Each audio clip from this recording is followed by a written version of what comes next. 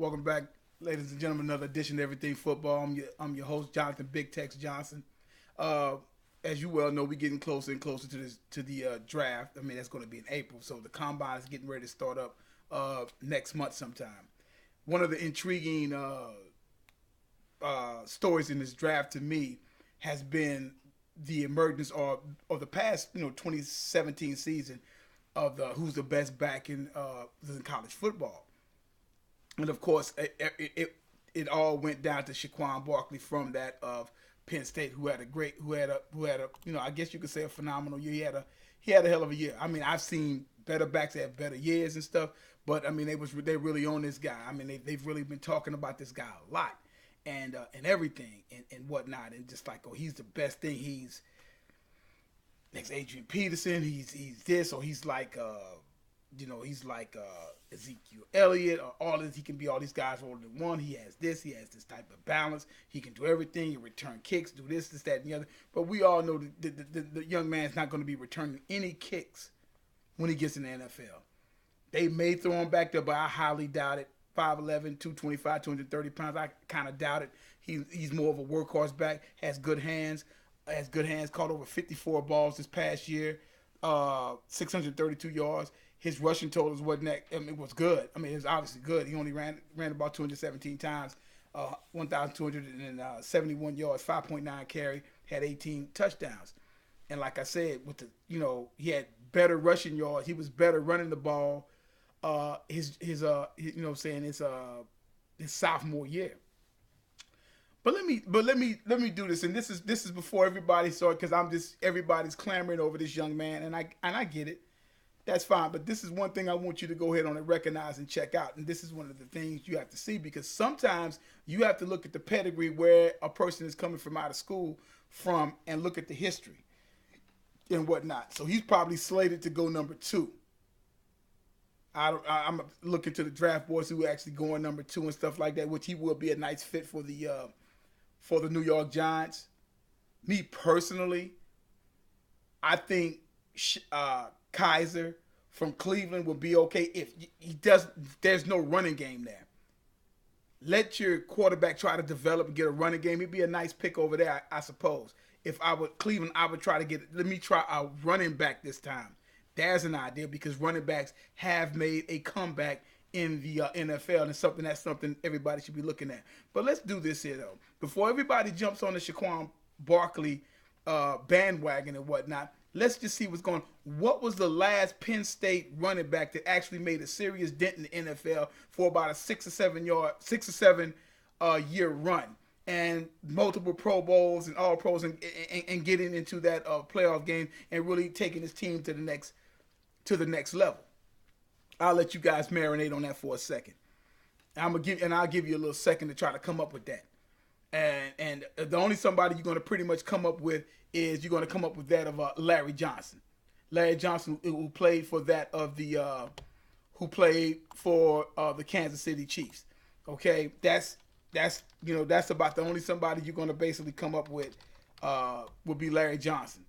And Larry Johnson, who had the makings of being that of a hell of a back. He had a stellar college career. I mean, he didn't do nothing for like 3 years, and in his senior year, he just came out of nowhere and rushed for 2,087 yards. A lot of size on the young man. He got 6'1", about 235 pounds. So he had a lot of size on him and everything. So it's quite naturally that he goes in the first round, 27th overall pick. This is the last somebody that you've had coming out of Penn State. And I'm just getting ready to give guys a history lesson who may or may not know these types of things. Gets with Kansas City in 2003. His most productive years was in 05 and 06 when he ran for 336 attempts, 1,750 yards, 20 touchdowns. He come back the next year 416 times, running about 1,789 yards, 4.3 a K, 17 touchdowns again. That was 1, 2, 3, 1, 2, and that was going his third year. Probably, I think they restructured his contract and everything like that. After the 06 season, my man went down the drain. I read a story on him about, possibly CTE that he's thinking of, concussions and all this other type of stuff. And I mean, that's a story for another time or whatever like that. But and for the most part, he knuckleheaded his way out of the league for the most part because he never recaptured 05 and 06. So we're talking about the last time that this young man was in, that Larry Johnson was in the league was in 2011. The last time that he was a Pro Bowler and All Pro, that was in 05, 06 after being in the league for 1, 2, 3, going into his 4th year, right? And got a lot of money, ended up getting restructured the contract, I do believe, getting tons of money after those 2 seasons and whatnot. So he got as a result of extension. Let me see, he got an extension. Yeah, he ends up ends up getting a 6-year, paying $45 million with $19 million guaranteed, the biggest contract in Chiefs history at the time. But that draft he came out of was in 2003. We're gonna work our way backwards here. I go backwards. I might jump here and there and stuff, but you'll get what I'm talking about. So Larry Johnson was the first round in 2003. 2-time Pro Bowler, All Pro. That's it. So you're talking about Saquon Barkley. This guy comes out in the 03 draft. 03 draft, we're getting ready to the 2018 draft. There hasn't been a Penn State back that really hasn't done anything since that of Larry Johnson, who basically left out of the league in 2011. So 2003, you think the 2003 to 2000, what, we're talking about what, 14, 15 years ago, something to that effect? You know, you're talking about almost 15 years ago, the last time Penn State had a back that was a Pro Bowler in the National Football League. And that was a 2-year run that he had because he didn't really do anything his first 2 years in the league. It was his 3rd and 4th year. And then by that time, he basically goes off the cliff. He's done. Personal problems, knuckleheaded his way out of the league. That's what I always say when these guys assault on women, fighting in clubs, et cetera, et cetera, et cetera. Even getting kicked off of Jay-Z's Rockefeller sports thing that he had going on, he first started up with, and Larry Johnson was in that. Now let's walk ourselves back. Going back to the I think it should be the 1998 draft. Before Larry Johnson, 98. Now 2001, 2, 3, 5 years before Larry Johnson, you had Curtis Enos. First round pick. He was a bust. First round pick, 5th pick. Okay? Did not accomplish anything coming out from Penn State. Had a stellar career there at Penn State and everything. His last year at 1363, 19 touchdowns, and ended up going to the Bears and did absolutely nothing with the Bears whatsoever. Just did not happen and all that. I think he had some knee injuries and stuff like that. That didn't happen. Let's walk it backwards again. Let's go back to the guy who I thought was going to just change the game because all my memories of him is just sitting up there taking that ball up against Oregon and heading like 60 some odd yards down the field. And that was Kajana Carter. That was Kajana Carter. I think it was 65 yards downfield. Guy had a hell of a career there his last 2 years, especially that I want to say maybe his junior year, and taking his team to the to the Rose Bowls, All-American, and the whole 9 yards. He messes up his knee, blows his knee. Something happens over there. He messed up his knee, and that was pretty much it. And that was the end of stuff with Kajana Carter. I really thought he was getting ready. I said, okay, this guy's getting ready to really do his thing. That didn't happen, right? Go back to Blair Thomas, 1995, first round. Like I said, Kajana, and if I'm not mistaken, Kajana Carter, first round, pick number 1 to Cincinnati Bengals. Go back to Blair Thomas, first rounder, 2nd pick. You look at what happened in dealing with Blair Thomas. Okay, what did Blair Thomas do? Had a hell of a career at Penn State. Did his thing at Penn State, and he does the type of thing as the first guy that in Penn State history that had back-to-back 1,300 yards.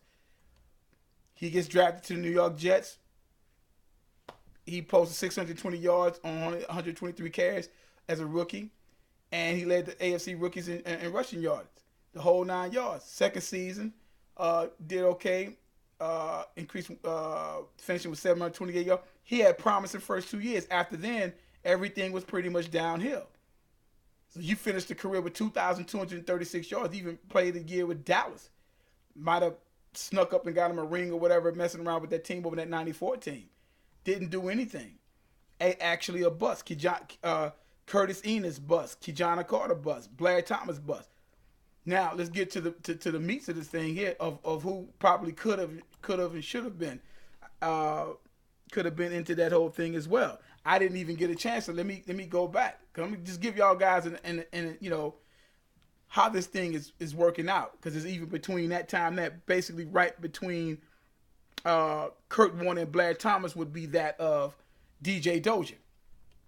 Okay, DJ Dozier, who played Penn State, first rounder, first round pick, 14th pick in the first round, right, of the Minnesota Vikings. Okay, DJ Dozier, I mean, the things that he did, great for Penn State at the time and everything. But if you look at really what went on with DJ Dozier, let's check him out. I mean, he was kind of a workhorse back. Ended up doing pretty good because Penn State had such a football, and still basically do, but definitely back during that time, had a factory and stuff like that. If you could play ball, and you come out of that's okay. He's a good kid and all this kind of stuff, and he can do all these things. He was basically a bust. Another first rounder. So right now we're talking about 1, 2, 3, 4, 5. Let's go back to 6, and now we're getting ready to go to Curt Warner. Right? Let's go back to Curt Warner. We go to Curt Warner. What did Curt Warner do? Okay, Curt Warner had a very nice career with Penn State. Comes out. He was, I think, he comes out, rushed for 1,400 yards or so in his career. In his 1,400 yards in his rookie debut, right, with the Seahawks, and got them in the playoffs. Something the Seahawks hadn't even seen at the time, right?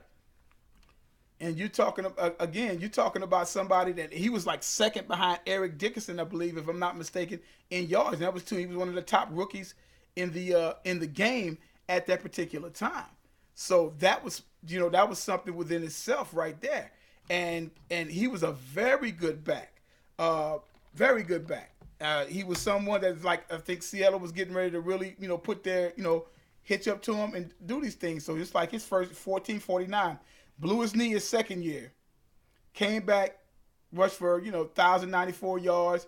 14 in his next real major year was 86, 1481, 13 touchdowns. Missed a few games in 87, still rushed for 985 yards. That was strike shortened season. Then come back 1,025 in that year of 1988. And that was pretty much it. After then, it was just injuries and stuff like that just mounted up on him. But you looking at somebody that went to 3 Pro Bowls and was All Pro selection here and there. So really, if it wasn't for injuries, he definitely had some good yards and stuff. And he had, he was a very good back. I remember watching them play when I seen the Seahawks play. Very good back, very good. Now, go back further than that. Let's go back a little bit before that, because this is in 83, which would be 9 or 10 years later, because Penn State really hadn't had anything at that time. Go back, you got John Cappelletti, Heisman Trophy winner, all of that stuff, played 8 or 9 years in the league, all of that. He was basically a bust. He didn't do anything. Go back to the 72 draft. You had 2 picks in the 72 draft. You had a first rounder. You had a guy by the name of Lydell Mitchell, who played for, I think, the Chargers as well, but he also played for the Baltimore Colts, right, along that with Burt Jones. Lydell Mitchell, a couple of Pro Bowls, an All-Pro. 1970, he was 1972 second round. He was a 48 pick in the second round. Franco Harris, we all know about what Franco Harris did in the pros and everything. Four-time Super Bowl champion. Go back before him, you have Lenny Moore, 1956 first rounder. So I just named you basically I named you 1, 2, 3, 4, 5, 6, 7, 8, 9, let's say around 8 first rounders. And in the last, let's say in the last since Kurt Warner in 1983, you're talking 30, 34, 35 years, something to that effect. And you have not had a back since Kurt Warner. And Larry Johnson represented for 2 years, and that was it. So now he was drafted 2003. So you're talking about 15 years. Now you're getting ready to talk about Saquon Barkley. Now he may break the mold. Not saying he will, not saying he won't. But I'm looking at you look at these schools and it's like, okay, what have you done? And everybody's raving over the kid in the performance he had when he didn't rush for that many yards, but he had a 98-yard kickoff return, right? He threw a touchdown, I think, and he had a rushing touchdown, first player to ever do anything like that. So he has the skills and stuff like that. I'm just leery of Penn State backs because what ends up happening with them? And the last somebody that you saw was Larry Johnson. So I got to really see what this guy goes about doing before I really jump on it, because Penn State backs is they when they get to pros, something happens to them. And the last back that really had a nice run at it, not Larry Johnson, because Larry Johnson basically only gave you 2 years, 2008, 2009. He was one of the best backs in the game.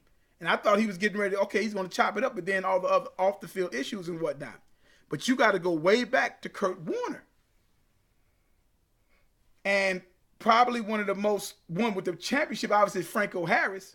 And then Lenny Moore, who was your first back that ran the ball good and also was a deadly receiver out the backfield and was one of the guys that kind of set the bar for having 20-some-odd touchdowns in a season, with a back and being a halfback and everything. So it's, you're talking about, so that's something that whoever's getting ready to pick this kid, that's something they got to look at and don't get caught up in all this other types of stuff that was going on.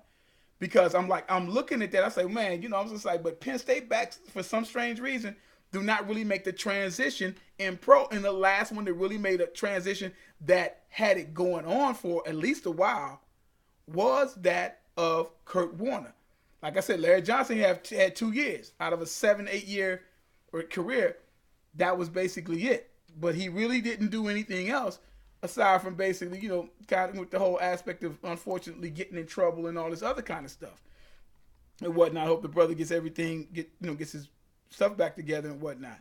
But yeah, so so that's one of the things. So you're talking about somebody that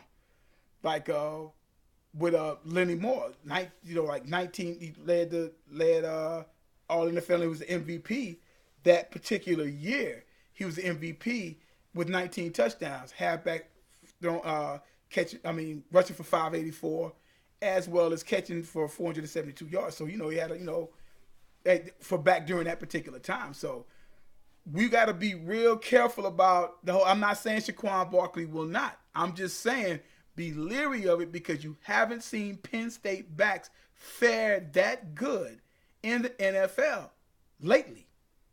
And even between Larry Johnson, 08 and 09, you're talking about 10 years. You know what I'm saying? You're talking about 10 years. And then you look back before Larry Johnson, Curtis Enos, Kajana Carter, Blair Thomas, DJ Dozier. Those guys were all in the first round, top 5, top 4, top 6 picks. Nothing happened with those guys. And you look at the history of their backs, and basically the only ones that really made a dent that had a long career and did anything, Lenny Moore, Franco Harris, Lydell Mitchell. And you could throw Kurt Warner in there. That's it. All of the rest of the guys who was first rounders and had a lot of yards and holding records and stuff, they haven't done anything in the pro. So that's something to look at because I'm saying they're really hyping the young man up. And I can say rightfully so, but I mean personally, the guy Michelle from out of Georgia, I dig that kid. I think that kid got a lot. I think he's better. That's just my opinion, though. But he had to share the load with Nick Chubb, who's another good back. And I think he's better than Nick Chubb. A couple of years ago, Nick Chubb was the man until he got hurt. But I think this guy Michelle, he has the lean. He's kind of lean. He has that going on. So I'll be a little leery of the guy and stuff like that. Just leery up to that. Like I say, proving me wrong, that's fine. I think the kid probably going to play, but is he going to make that next step because Penn State backs have not fared well in the NFL. Okay? So just something to check out. Check me out. Subscribe to the channel. Really appreciate the subscribes. Check me out on Twitter. And we may come back with a little something else as well. All right? You guys have a good one.